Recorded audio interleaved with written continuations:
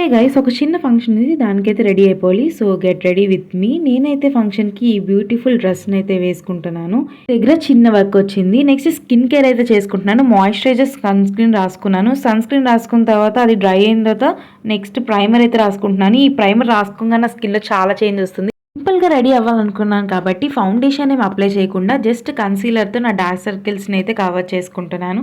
Next లిప్స్టిక్ని అలాగా I షాడోగా apply చేసేసుకుంటున్నాను. Next సన్నగా ఐలైనర్ అయితే అప్లై చేశాను. నేను చిన్నప్పటి నుంచి వాడుతున్న ఐటెక్స్ కాజల్ అయితే నెక్స్ట్ అప్లై చేశాను.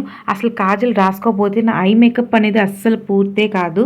నెక్స్ట్ నా ఫేస్ ని ఆయిల్నెస్ కవర్ చేయడానికి కాంపాక్ట్ అయితే యూస్ చేస్తున్నాను. ఫేసెస్ కెనడా వాళ్ళది. అయితే లిప్ లైనర్ ఫస్ట్ అప్లై చేసిన తర్వాత ఫస్ట్ లైట్ షేడ్ అయితే బాగుంటుందని చెప్పి, న్యాచురల్ గా ఉంటుందని చెప్పి లైట్ షేడ్ అయితే యూస్ చేశాను. ఆ తర్వాత నచ్చక డార్క్ షేడ్ అయితే యూస్ చేయను. ఇదైతే బాగా సెట్ అయింది. ఇటు పెట్టుకోకుండా నా లుక్ అయితే అస్సలు కంప్లీట్ అవ్వదు. ఇప్పటికైతే మేకప్ అయితే కంప్లీట్ అయిపోయింది. నెక్స్ట్ హెయిర్ స్టైల్ కి వచ్చేసరికి హెయిర్ స్టైల్ ఏం వేసుకోవాలని చూసుకుంటే, తొందరగా ఏదైనా వేసుకోవాలంటే నా మైండ్ లో ఒకే ఒక్క థాట్ వచ్చింది. ఈ హెయిర్ స్టైల్ ఎప్పుడైనా గబగబా వేసుకోవాలి, ఫాస్ట్ గా ఎక్కడికైనా వెళ్ళాలి అనుకుంటే ఈ హెయిర్ స్టైల్ అయితే వేసుకొని వెనకాల పోనీ టైల్ పెట్టేసుకుంటే హెయిర్ స్టైల్ అనేది నీట్ గా ఉంటుంది.